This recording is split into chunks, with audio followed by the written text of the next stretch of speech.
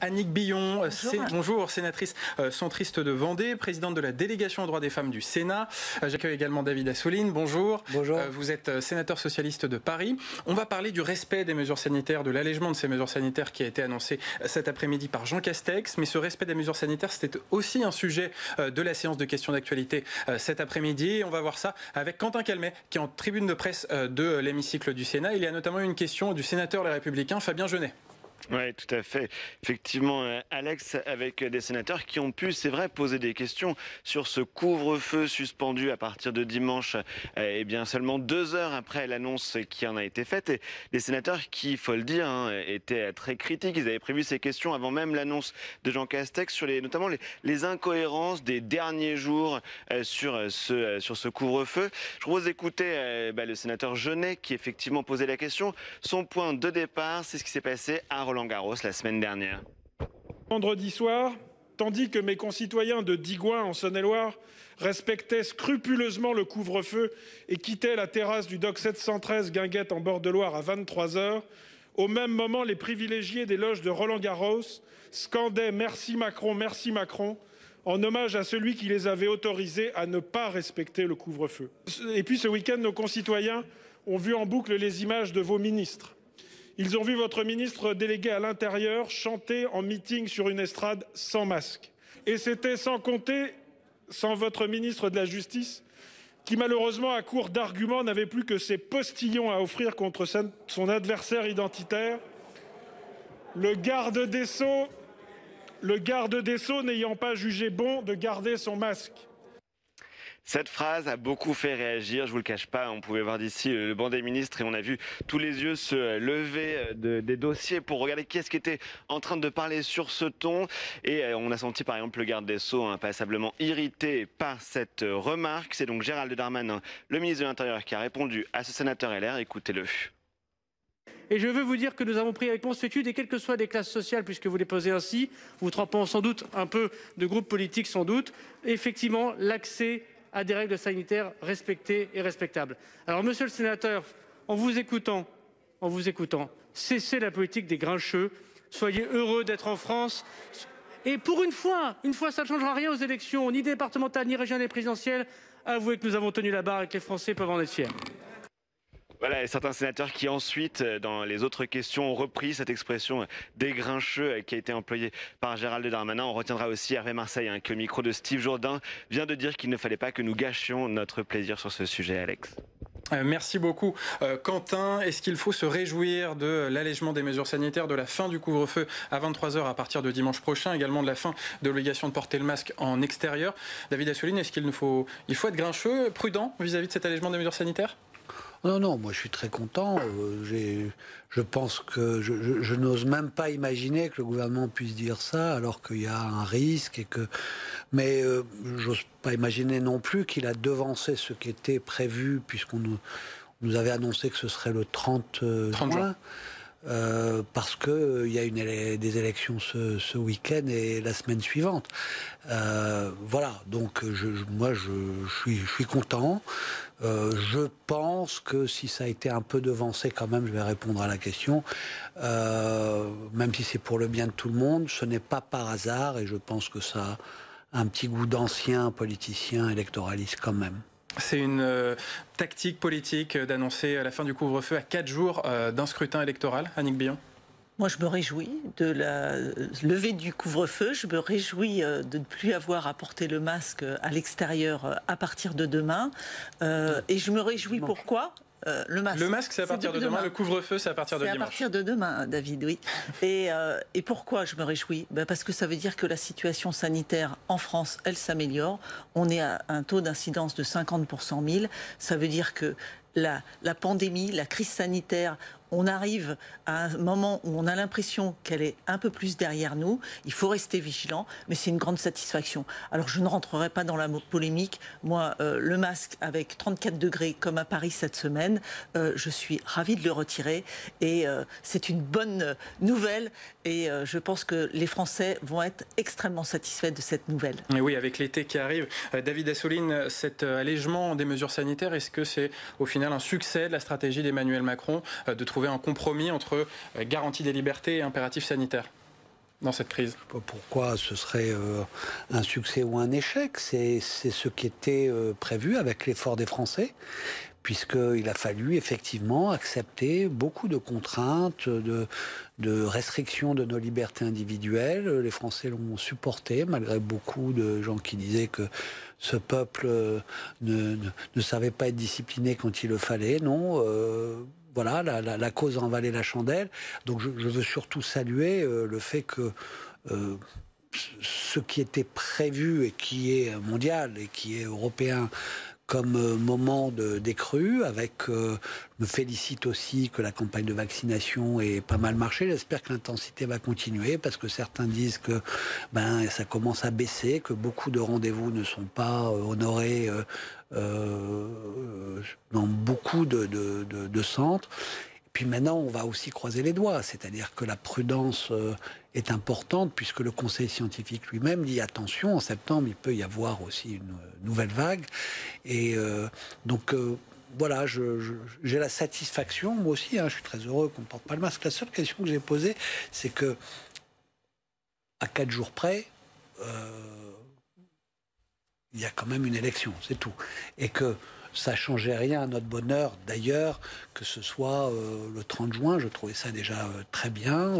Certains disaient c'est un peu trop tôt. Quand le ministre a annoncé que ce serait le 30 juin, nous étions très heureux. Voilà, ça a été devancé, on est tous heureux, il fait chaud, effectivement. Je ne pense pas que c'est complètement étranger à des calculs. On va voir ce qu'en pensent les membres de la communauté de Jean Massier, notre streamer politique sur la plateforme Twitch. Jean, est-ce qu'il a été question de cet allègement des mesures sanitaires durant cette séance de questions d'actualité sur Twitch? Eh bien, écoute, il y a eu quand même pas mal de sujets qui ont beaucoup intéressé les internautes. Évidemment, sur les questions sanitaires, ça a fait pas mal réagir les prises de position de Jean Castex également. Il y a notamment un sujet qui a beaucoup intéressé les internautes, c'est la question qui a été posée par le sénateur, j'ai oublié son nom, c'était Fabien Genet, la fameuse question Roland-Garros. C'est vrai que le deux poids, deux mesures a beaucoup fait réagir les internautes. Les spectateurs de Roland-Garros autorisés à rester après 23 heures, pendant que des jeunes, au même moment, sur les pelouses des Invalides, se faisaient évacuer à coups de gaz lacrymogène. C'est vrai que ça a beaucoup fait réagir. Cette question de Fabien Genet, pardon, le sénateur Les Républicains, a beaucoup plu aux internautes. La réponse de Gérald Darmanin, pour le coup, était tombée un petit peu à côté de la plaque, et ça a beaucoup fait réagir dans le mauvais sens. Ceci étant, il y a aussi la question du sénateur écologiste Salmon sur la fuite nucléaire en Chine, qui a reposé la question de l'EPR de Flamanville. La France est-elle au niveau en matière de sécurité nucléaire? Ça aussi, sans doute, ça fait beaucoup réagir les internautes sur le chat. La réponse d'Emmanuel Vargon, pour le coup, la ministre chargée du logement, était là aussi un petit peu à côté de la plaque, parce qu'elle s'est contentée de rappeler qu'il y avait une diversification du mix énergétique qui était engagée par la loi de programmation énergétique. Mais bon, voilà, ces sujets-là ont beaucoup plu aux internautes cet après-midi. Merci beaucoup.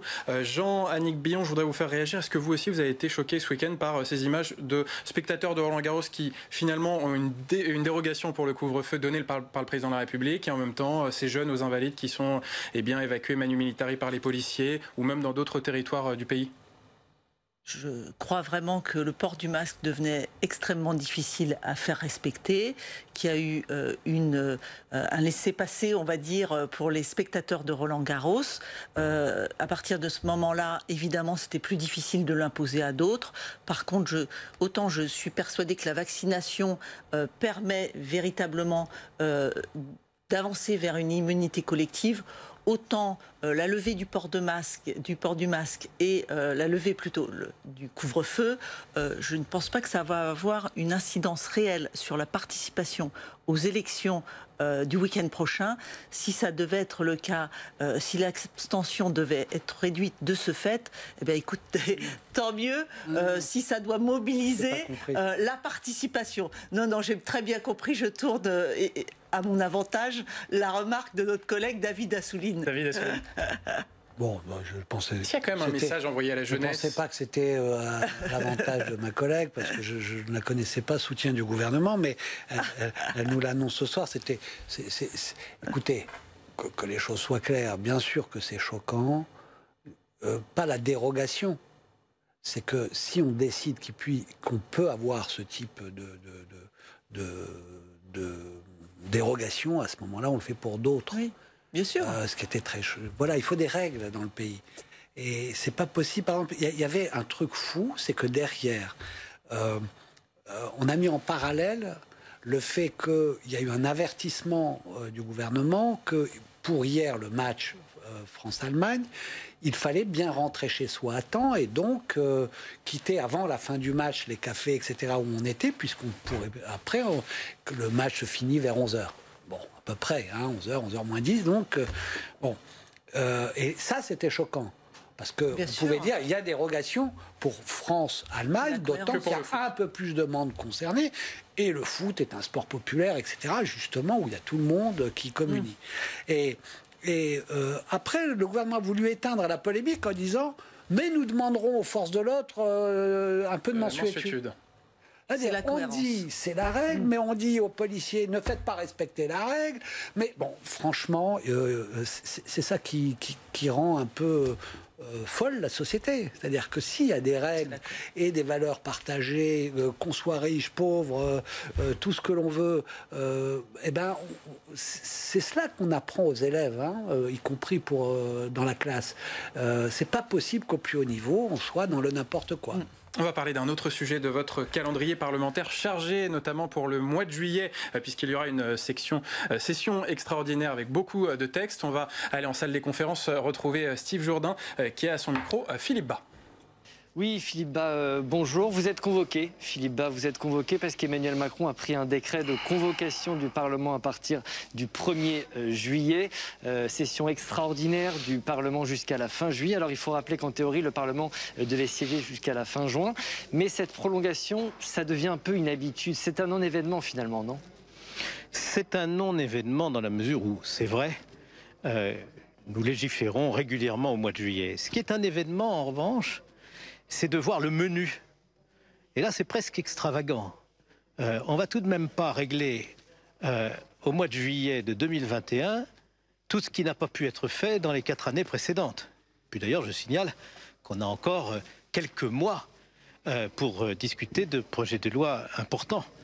Je ne méconnais pas l'importance des textes pour certains d'entre eux qui sont inscrits à cette session extraordinaire, mais je crois que nous ne pouvons pas travailler, nous, au Parlement, comme si nous étions dans une seringue. Ça, c'est qu'il y a une quinzaine de textes, je crois, qui vont être examinés. Ce que vous voulez dire, c'est que travailler dans l'urgence, c'est pas possible. Chacun peut se rendre compte que si on respecte le Parlement et si nous voulons que le Parlement vote la loi après des discussions approfondies et un travail qui nous permette aussi d'auditionner toutes les personnes compétentes, ça demande un peu de temps. Et qu'il ne faut pas forcer le passage à tout prix. D'ailleurs, je vous fais le pari que sur cette liste de textes, qui est un petit peu un inventaire à la Prévert, il faudra bien s'accommoder du fait que la discussion ne pourra pas aller au bout dès le mois de juillet et qu'il faudra continuer le travail. Et c'est bien ainsi. Qu'est-ce que ça veut dire que ça ne pourra pas aboutir au mois de juillet? On ne pourra pas adopter 15 lois dont certaines sont très importantes, en volume même, en l'espace de 3 semaines du mois de juillet de l'année 2021. Le temps parlementaire doit être respecté. Nous ne rechignons pas à la tâche, nous retroussons nos manches, et pas seulement au mois de juillet, tout le reste de l'année. Mais il faut prendre le temps de la délibération. C'est comme ça qu'une démocratie respire et qu'un exécutif ne gouverne pas le pays avec les pleins pouvoirs. Il faut tenir compte de la représentation nationale. Nous sommes enracinés dans nos territoires, députés et sénateurs, mais particulièrement les sénateurs. Nous représentons les Français, nous sommes au contact des Français. Nous portons au Parlement leur voix face au projet du gouvernement pour les améliorer et faire en sorte qu'il y ait des bonnes lois pour ne pas en changer tous les 4 matins. Vous avez remarqué peut-être qu'on a fait au mois de janvier une loi sur l'économie circulaire et qu'on est en train de passer notre temps depuis lundi au Sénat à la corriger parce que le gouvernement a repris plus ou moins sans filtre les propositions de la soi-disant convention citoyenne et que donc une loi à peine promulguée avec la signature du président de la République, l'encre de la loi à peine sèche, on nous demande déjà de la modifier. Alors si c'est pour faire ce genre de travail dans la précipitation, moi je réponds excusez-moi, mais je ne suis pas là pour ça. Merci beaucoup Philippe Bas, merci d'avoir répondu au micro de Public Sénat. Merci beaucoup Steve pour cette réaction. Annick Billon, le gouvernement surcharge le calendrier parlementaire de juillet. C'est un manque de respect du Parlement ? C'est surtout une difficulté supplémentaire pour aborder des textes majeurs en un temps record. Et comme vient de le préciser Philippe Bas, le temps long permet parfois d'éviter des écueils. Je reprendrai à mon compte les mots du président, mon président Hervé Marseille tout à l'heure, qui disait que la session extraordinaire allait c'était plus synonyme de session ordinaire que de session extraordinaire. Donc évidemment, oui, on a besoin de temps pour élaborer la loi, pour faire un travail en amont. Et là, on le voit depuis de nombreux mois, le temps nous manque. C'est-à-dire que lorsque vous avez, par exemple, pour le projet de loi climat, plus de 2000 amendements à étudier dans un temps record par la Commission du développement durable de Jean-François Longeot, c'est quand même difficile d'avancer de manière structurée et aussi de manière réfléchie. Il faut le temps pour les auditions, il faut le temps pour la réflexion, et ce temps-là, nous ne l'avons pas. Donc c'est effectivement très dommage. David Assouline, en même temps, ça se comprend. On est bientôt dans la dernière année du quinquennat. Il faut faire passer les lois, donc le calendrier se surcharge. Mais non, parce qu'il n'y a rien d'exceptionnel dans ce qu'on fait le gouvernement. C'est depuis le début toujours pareil. Et ce n'est pas que dans ce domaine. Parce que vous avez une situation où les sessions extraordinaires, il y en a tout le temps. C'est-à-dire que c'est effectivement devenu ordinaire. Bon, ok, on ne va pas nous dire qu'on travaille trop, on aime ce qu'on fait, on travaille. Ok. Ensuite, on nous dit que tout doit passer en urgence. Donc, c'est même pas les sessions extraordinaires pour nous donner plus d'amplitude, de présence, pour aller au fond des textes. Non. Aujourd'hui, nous travaillons que dans l'urgence, c'est-à-dire avec une lecture. On enlève un droit constitutionnel. C'est dans la Constitution qu'il y a de lecture. Dans les faits, on installe une pratique courante qui annule ce droit. Et quand on vient d'être élu président de la République, on dit il faut une session extraordinaire qui dure longtemps en été, parce qu'on vient d'être élu, il faut mettre en place un certain nombre de politiques. Donc en général, ça se finit le 9 août pour partir en vacances. Maintenant, on nous dit c'est la dernière année avant l'élection présidentielle, donc il faut finir tard. Et vous allez voir que c'est pas fini, ils vont nous dire qu'il faut rentrer tôt. Donc il y aura une autre session extraordinaire à la rentrée. Donc il y en a assez, c'est-à-dire que probablement il y a trop de lois, d'initiatives gouvernementales en plus, parce que si ça venait de nous, mais très souvent c'est d'initiatives gouvernementales, parce que chaque ministre veut son truc, hein, et on travaille à l'hashtag, c'est plus possible. Il y a un équilibre qui est rompu, et les Français pensent qu'on ne fait pas grand-chose, les politiques.